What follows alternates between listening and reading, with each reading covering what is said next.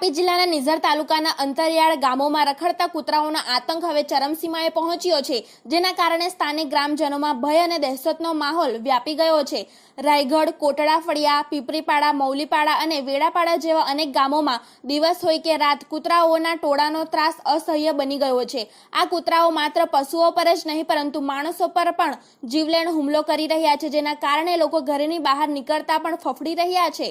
સ્થાનિક સૂત્ર પાસેથી મળતી માહિતી અનુસાર રાયગઢ ગામમાં તાજેતરમાં જ શ્વાનના એક મોટા ટોળાએ એક રહેણાંક મકાનમાં ઘૂસી જઈને એક બકરાનું મારણ કર્યું હતું. આ ઘટનાએ ગ્રામજનોને સ્તબ્ધ કરી દીધા છે. માત્ર એક બકરું જ નહીં પરંતુ આ વિસ્તારમાં અનેક બકરાઓને કૂતરાઓએ હેરાન પરેશાન કર્યા છે અને કેટલાકને ગંભીર ઈજાઓ પણ પહોંચાડી છે. પશુપાલન પર નિર્ભર અનેક પરિવારો માટે આ એક મોટો આર્થિક ફટકો છે. ગ્રામજનોના જણાવ્યા અનુસાર કૂતરાઓનું આક્રમક વલણ વધ્યું છે અને તેઓ પાળેલા પશુઓને સરળતાથી નિશાન બનાવી રહ્યા છે. નિઝર તાલુકાના સરહદી વિસ્તારોમાં સ્થિતિ વધુ ગંભીર બની છે.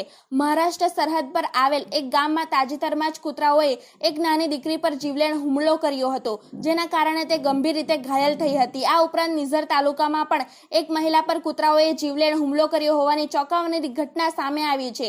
આ હુમલાઓ દર્શાવે છે કે રખડતા કૂતરાઓ હવે માત્ર હેરાનગતિ નથી કરી રહ્યા પરંતુ જીવલેણ બની ગયા છે. ગામની સીમાડે કે ખુલ્લા વિસ્તારોમાં એક સાથે 10 થી વધુ કૂતરાઓના ટોળા જોવા મળે છે, જેઓ રસ્તા પરથી પસાર થતા લોકો, ખાસ કરીને બાળકો અને વૃદ્ધો પર હુમલો કરવા તત્પર હોય છે. રખડતા કૂતરાઓના વધતા આતંકને કારણે ગ્રામજનોમાં ભારે ભય અને દહેશતનો માહોલ જોવા મળી રહ્યો છે.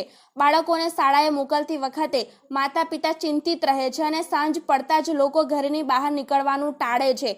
ખેતરે જતા ખેડૂતો અને મજૂરો પણ કૂતરાઓના હુમલાનો ભોગ બનવાની ભીતિ અનુભવી રહ્યા છે. તેમ છતાં વહીવટી તંત્ર દ્વારા કોઈ નક્કર કાર્યવાહી કરવામાં આવી નથી. ત્યારે રખડતા કૂતરાઓની સંખ્યામાં અસાધારણ વધારો, ખોરાકની અપૂરતી વ્યવસ્થા અને પ્રજનન નિયંત્રણના અભાવ જેવા કારણો આ સમસ્યા માટે જવાબદાર ગણી શકાય છે. કૂતરાઓને પૂરતો ખોરાક ન મળતા તેઓ આક્રમક બની જાય છે અને ખોરાકની શોધમાં માનવ વસ્તી તરફ વળે છે. આ સમસ્યાના કાયમી નિરાકરણ માટે તાત્કાલિક પગલાં લેવા અનિવાર્ય છે, જેમાં કૂતરાઓનું ખસીકરણ અને રસીકરણ અભિયાન હાથ ધરવું અને તેમના ખોરાક તથા રહેઠાણની વ્યવસ્થા અંગે જાગૃતિ લાવવી જેવા ઉપાયો કારગર સાબિત થઈ શકે છે. સ્થાનિક પંચાયત અને જિલ્લા વહીવટી તંત્ર દ્વારા સંયુક્ત રીતે આ દિશામાં કામ કરવું પડે તેમ છે, જેથી નિઝર તાલુકાના નિર્દોષ ગ્રામજનોને આ રખડતા કૂતરાઓના આતંકમાંથી મુક્તિ મળી શકે. રિપોર્ટર કુંવરસિંહ નાયક, તાપી સ્વરાજ ન્યૂઝ, નિઝર, કુકરમુંડા.